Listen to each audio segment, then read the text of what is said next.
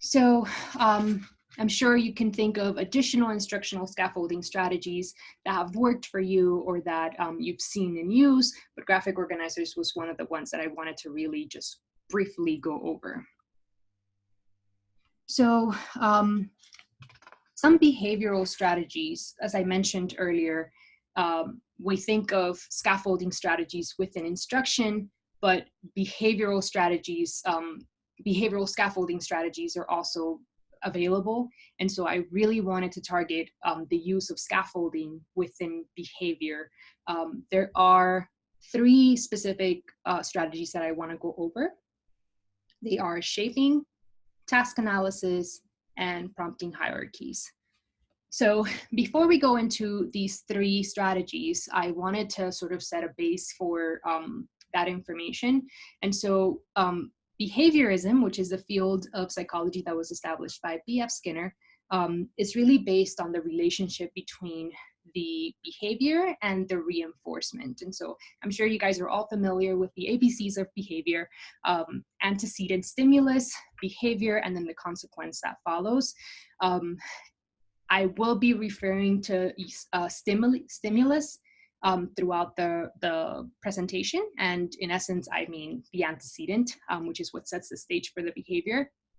But in essence, Skinner believed that behaviors really need to be reinforced by specific items or that are preferred or praised. And so thinking of behaviorism, shaping is actually a technique that arose from behaviorism. And shaping is a procedure that involves reinforcing behaviors that are successive approximations to the target behavior. So they're getting closer and closer to what we really want to see. And so the process of shaping is definitely vital because it's not always likely that the student is going to spontaneously show the exact target behavior that we want to see. And so successive approximations are really the step-by-step procedure of reinforcing different behaviors until the ultimate behavior is achieved. And so we want to get closer and closer, reinforce closer and closer approximations or closer and closer behaviors to the final target or goal behavior that we want to see.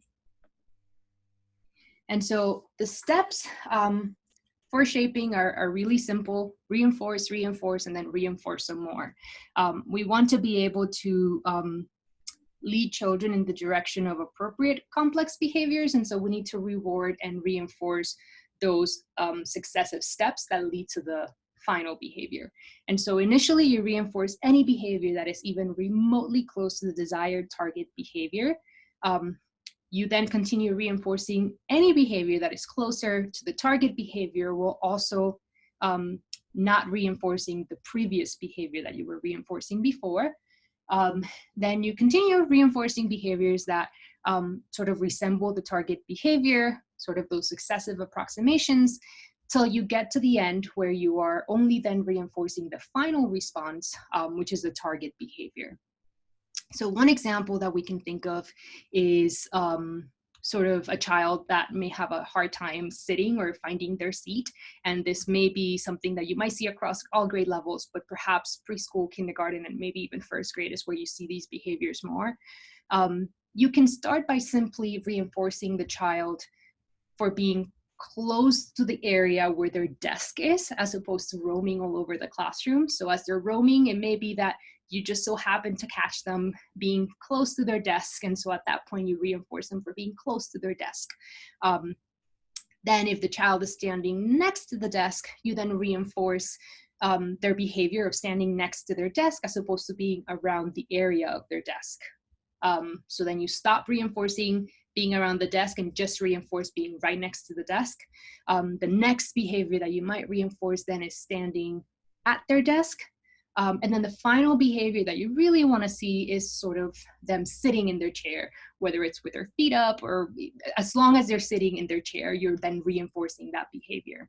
The final behavior might just be sitting on their pockets appropriately. And so that's the ultimate behavior that you want to reinforce, but to get there, you might have to reinforce successive approximations to that behavior. And that's the idea behind shaping. So shaping may require the teacher to create a task analysis of the order of the behaviors that lead to this multitask complex behavior. And so that's exactly what a task analysis is the process of taking a chain task or a task with multiple steps and breaking it into smaller teachable components, or what we call discrete steps. And so some examples of this may involve hand washing, progressing through an algebraic equation, or participating in a literacy lesson. In general, taking the example of progressing through an algebraic equation, you may then break down the steps to show the child how to then be able to solve an algebraic equation. And so the steps for that would be, first, selecting a goal, and the goal must be a multi-step goal. Then writing up a quality task analysis, where you would write down each of the steps required to reach that final goal. Then you select a strategy to teach this series of steps. And within there, you choose then prompting procedures, which we will be talking about in a little bit. And then finally choosing a data collection method where you can then sort of keep track of and monitor really the progress of the child through the task analysis. So one important part of a task analysis is actually writing the steps. And some important things to think about and consider as you're writing a quality task analysis is watching someone else perform the sequence. It may be that we think like, oh, I know exactly what steps are required, but perhaps watching somebody else may help in having all of the steps needed. Also determining the critical steps. So by critical steps, I mean those steps that are necessary for this particular child. So task analyses are very individualized to the capability of a child. And so for some children, it may be that a step may be very easy to do, whereas for another child, that same step may need to be further broken down into even smaller steps. So thinking of, let's say, brushing teeth, you may have a child that on the list of steps, you just say, put toothpaste on the toothbrush, and that child may be able to do so.